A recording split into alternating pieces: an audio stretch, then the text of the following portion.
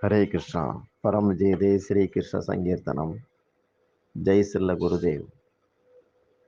ஸ்ரீமத் பாகவதம் 2ஆம் ஸ்கந்தம் பார்த்துக்கிட்டு இருக்கிறோம். அதில் சதுர்ஸ்லோகிய பாசுரங்களை பார்த்துக்கிட்டு இருக்கிறோம். யதா மகாந்தி பூதானி பூதேசு உச்சாவசேஸ்வனு பிரவிஷ்டாமி அப்பிரவிஷ்டாமி தததேசு ந தேசு அகம்.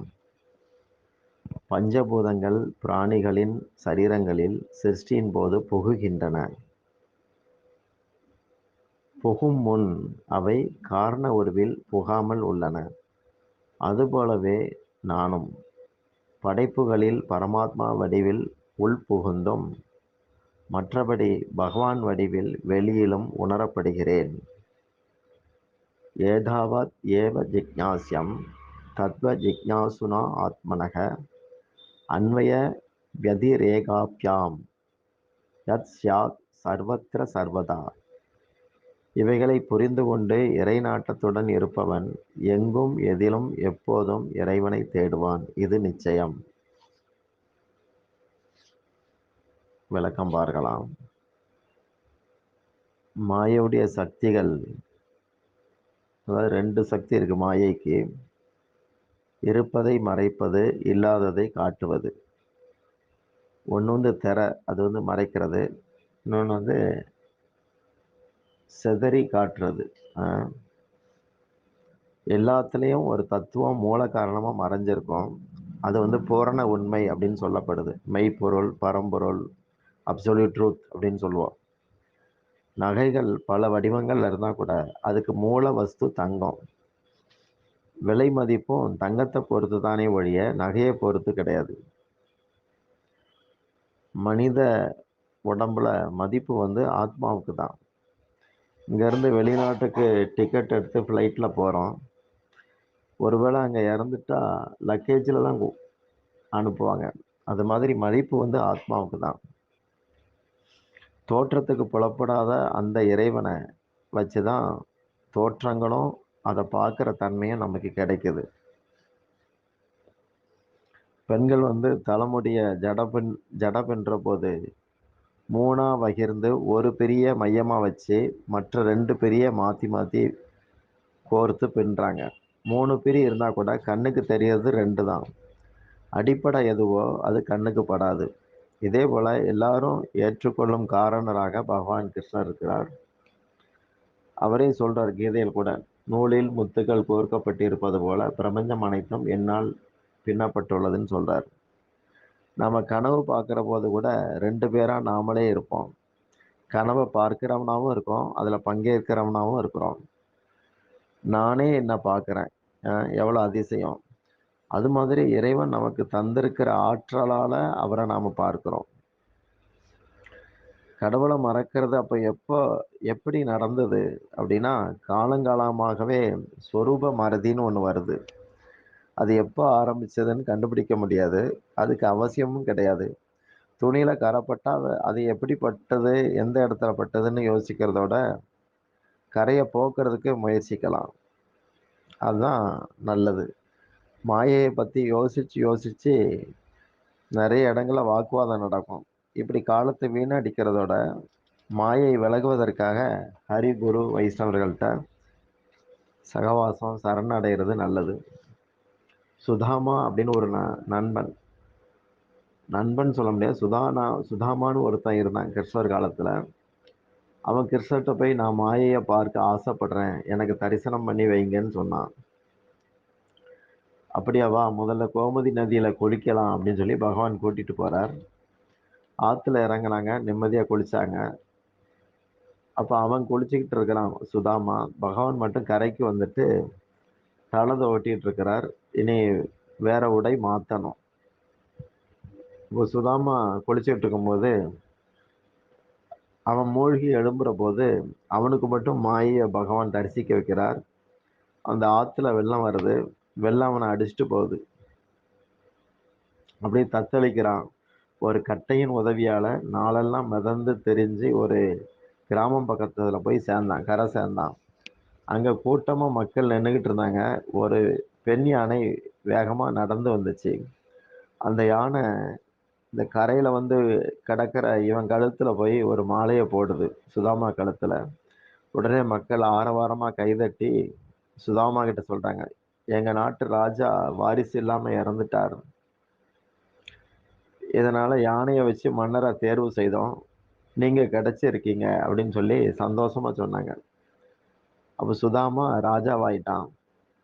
ஒரு அழகிய குணவதியான அரசகுமாரிய திருமணம் செஞ்சான். 2 பிள்ளைங்கள் பிறந்துச்சு. 12 வருஷ காலம் ராஜாவா இருந்தான். அப்புறம் அந்த ராணிக்கு ஒரு வியாதி வர அவ இறந்து போயிட்டா. அவளுடைய பிரிவை நினைச்சு வருந்தி அழுதான். அவளை பார்க்க முடியாதே அப்படின்னு சொல்லி கதறினான். ஊர் மக்கள் சுதாமா கிட்ட, எங்க ஊர் வழக்கப்படி மனைவி இறந்துட்டா அவளை எரிக்கும்போது கணவனையும் சேர்த்து இறக்க வைப்போம். மனைவி சென்ற இடத்துக்கே கணவனும் போகணும் அப்படிங்கிறதுனால இப்படி செய்வோம். நீங்க அவளை பிரியல, அவகிட்ட தான் போக போறீங்க. எங்க ஊர் வழக்கமே அதுதான்.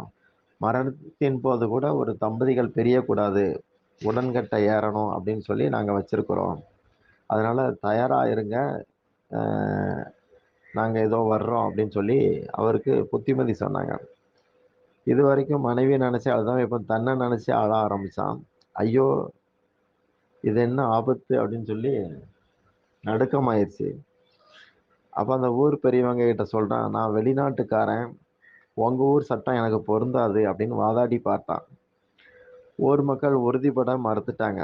நீங்க உடன்கட்டை ஏறித்தாகணும், இது இது எங்களுடைய சம்பிரதாயம், மீற முடியாதுன்னு சொன்னாங்க. அப்போ அவன் சொன்னான், சரி நான் ஆத்துல ஒரு தடவை குளிச்சுட்டு வரேன் அப்படின்னதும் அவனை அனுப்பி வைக்கிறாங்க. கூட துணைக்கு 4 பேரை அனுப்புனாங்க, தப்பிச்சு ஓடிடக்கூடாதுங்கிறதுக்காக. 4 பேரும் இவனையே கூர்ந்து பார்த்துட்டு இருந்தாங்க. சுதாமா அப்படி பயந்து பயந்து ஆத்துல குளிச்சுக்கிட்டு இருக்கிறான். அவங்க மேற்பார்வை பண்ணிக்கிட்டே இருக்காங்க. இப்படி பயம் அதிகரிக்கும் போது அதுக்கப்புறம் தான் துக்கத்தால கிருஷ்ணர் நினப்பு அவனுக்கு வந்துச்சு. கண் கலங்கினான். கண் கலங்கி அப்படி அழுதபடியே மெதுவா கரையேறினான். அங்க பகவான் கிருஷ்ணர், ஸ்ரீ கிருஷ்ணர் கரையில உடை மாத்திக்கிட்டு இருந்தார். சுதாமா கரைக்கு வரவும் பகவான் அவன்கிட்ட கேட்டார், என்ன சுதாமா, ஏன் அழுற, என்னாச்சு உனக்கு அப்படின்னு சொல்லி கேட்க, இவன் உடனே அதிர்ச்சியில, அப்போ அதுங்கெல்லாம் எங்க போச்சு, 4 பேர் காவலுக்கு வந்தாங்களா, எங்க போனாங்க, எனக்கு ஒண்ணுமே புரியலையே அப்படின்னு சொன்னான். அப்பதான் பகவான் சொன்னார், இதுதான் என்னுடைய மாயை. என்னை மறக்க வைக்கும், என்னை மறந்து செயல்படவும் வைக்கும். என்னை தவிர எதெல்லாம் ஒருத்தன் கண்ணுக்கு படுமோ அத்தனையும் என்னுடைய மாயை தான் அப்படின்னு சொல்றாரு. இதுல இருந்து என்ன தெரிஞ்சது, மாயைங்கிறது ஒரு பெரிய மறதி. தன்னையும் மயக்கும், அவர்கள் தன்னோட இருக்கிறதையும் மயக்கும், அஹ், தன்னை சுற்றி நம்ம கவனிக்காம இருக்கிறவங்கள கூட மயக்கும். ஆத்ம தளத்துல இல்லாதவன் கிட்ட, அப்படிப்பட்டவன் கிட்ட தான் மாயை வந்து தன்னுடைய வேலையை காட்டுது. மாயைக்கு நடனக்காரின்னு ஒரு பேர் உண்டு. அதாவது நர்த்தகி அப்படின்னு சொல்லுவாங்க. தானும் ஆடுவா, அடுத்தவங்களையும் ஆட்டு வைப்பா. நர்த்தகி அவ பேரு. அந்த நர்த்தகிங்கிற சொல்லுல இருக்கிற எழுத்துக்களை கொஞ்சம் மாற்றம் பண்ணா கீர்த்தனா, கீர்த்தனை அப்படின்னு வரும். பகவானை கீர்த்தனம் பண்றவனுக்கு மாயை வந்து விலகும். கீர்த்தனத்துல மட்டும்தான் எல்லா புலன்களுக்கும் வேலை கிடைக்குது. புலன்களின் வேகம் முறையாக பயன்பட்டு பிரயோஜனம் கிடைக்குது. இதனால தான் சைத்தன்ய மகாபிரபு ஹரே கிருஷ்ண நாமங்களை சொல்லி ஆடுங்க பாடுங்கன்னு சொன்னார். இதனால பக்தியில கீர்த்தனம்ங்கிறது ஒரு சிரேஷ்டமா உன்னதமானதாக சொல்லப்படுது. என் பக்தனுக்கு இந்த மாயையை கடக்கிறது சுலபங்கிறார் கிருஷ்ணர். பசுமாடு நடந்து அது கால் தடம் எவ்வளவு சின்னதோ, அதுல மழை பெஞ்சு தண்ணி கெட்டி கிடந்தா எவ்வளவு சுலபமா தாண்டிடுறோமோ அப்படி இந்த சம்சார கடலை தாண்டிடுவான் அப்படின்னு கிருஷ்ணர் சொல்றாரு. தஸ்மாத் சர்வாத்மனா ராஜன் ஹரிஹி சர்வத்திர சர்வதா ஸ்ரோத்தவ்யக கீர்த்திதவ்ய ச சமர்த்தவ்யோ பகவான் இருநாம். ஆகையினால ராஜனே, ஒவ்வொருத்தரும் எங்கும் எப்பவும் கிருஷ்ணரை பற்றியே கேட்கணும், நினைக்கணும், பாடணும். இப்படி பாகவதம் சொல்லுது. பிரம்மா நாரதர்கிட்ட சொல்லும்போது, வத்சா கேட்பாயாக, மாயை பற்றி அதிகம் யோசிக்காதே, அதை சந்திப்பது கடப்பது பற்றி மிரள வேண்டாம். மாயை கிருஷ்ணரின் வேலைக்காரி, இப்படி பிரம்மா சொல்றார். கிருஷ்ணருடைய வேலைக்காரி, அதனால கிருஷ்ணருக்கு என்ன பேருனா மாயாபதின்னு பேரு. அதுதான் மாயாவதி அப்படிங்கிறாங்க. இது வந்து கொஞ்சம் அப்படி மாறும். விருந்தாவன் இது மாதிரி அதுல போடுவாங்க. மாயன் மண்ணு வடமதுரை மைந்தன்.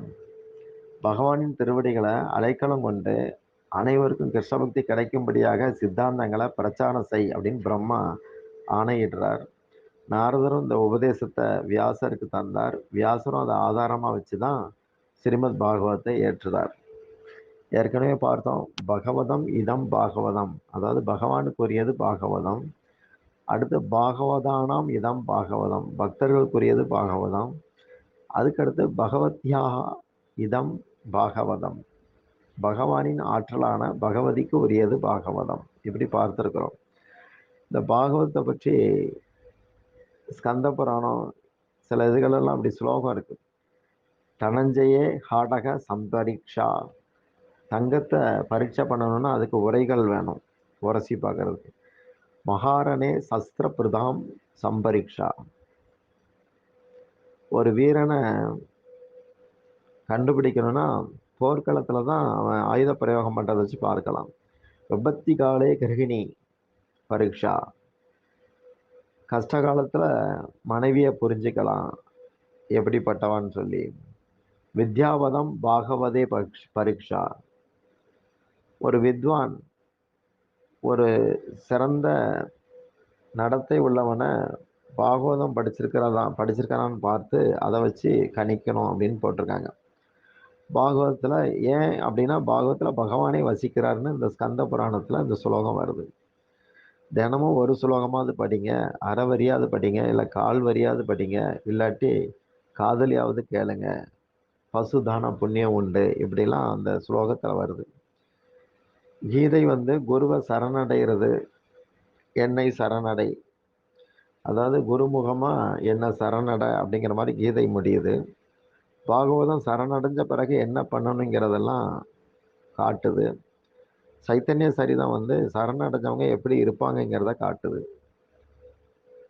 குருவை ஏன் சரணடையணும், பாகவதத்திலே இருக்கு. தஸ்மாத்னா ஆகையால், பிரபத்தியதே சரணடைகிறது. தஸ்மாத் பிரபத்தியே ஜிக்ஞாசு சிரேய உத்தமம், அல்ப விஷயங்களை ஆராயாம ரொம்ப உயர்ந்த மேலான விஷயங்களை, வேதாந்தி மாதிரி அதை ஆலோசிக்கிற குருவை, அதாவது சாப்தே பரேச, சாப்தேங்கிறது வேத அத்தியாயங்கள், சாப்டர்னு அத்தியாயத்துக்கு பேர் வச்சது இதை வச்சு தான் வச்சாங்க. சாப்தே பரேச நிஷ்ஞாதம்னா பக்குவமான அறிவோட பிரம்மணி பரம்பொருளை உபசமாசிரயம், உலக ஆசைகள் இல்லாம அப்படின்னு போட்டிருக்கு. தத்ர பாகவதான் தர்மான் சிக்ஷேத்னு உபதேசம் பெறுறது. குரு ஆத்ம தெய்வதக, அப்படிப்பட்ட குருவை உன்னுடைய குலதெய்வமாவே நீ வச்சுக்கலாம்.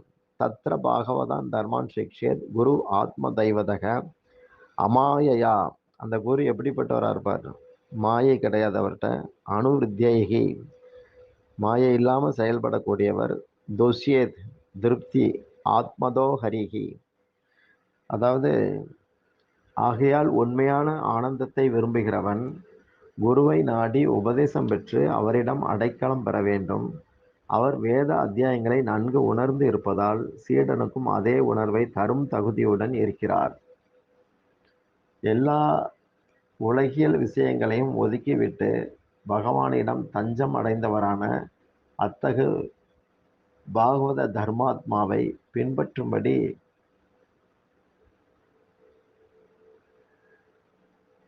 அத்தகைய பாகவத தர்மத்தை பின்பற்றக்கூடிய ஒரு மகந்து, ஒரு பெரியவங்களைத்தான் சரியான குருன்னு புரிஞ்சிக்கணும் அப்படிங்கிறது இந்த ஸ்லோகம். அதில் வருது அமாயையா, அவர் வந்து பாகவத தர்மத்தை பின்பற்றுறதுனால மாயையிலிருந்து விலகி இருக்கிறார் அப்படின்னு போட்டிருக்கு. அடுத்து குருவை வந்து அப்படிப்பட்ட ஒருத்தரை குருவா ஏற்றுக்கிட்டு குலதெய்வமாகவே மதித்து பக்தியை பயிலணும். பகவான் அத்தனை ஆத்மாக்களுக்கும் ஆத்மாவா இருக்கிறவர், தூய பக்தர்களுக்கு தன்னை தரக்கூடியவர். எனவே சீடன் கபடம் இல்லாம அவர்கிட்ட பக்தியை வந்து பயிற்சிக்கணும். இதுதான் கருத்து. ஹரே கிருஷ்ணா.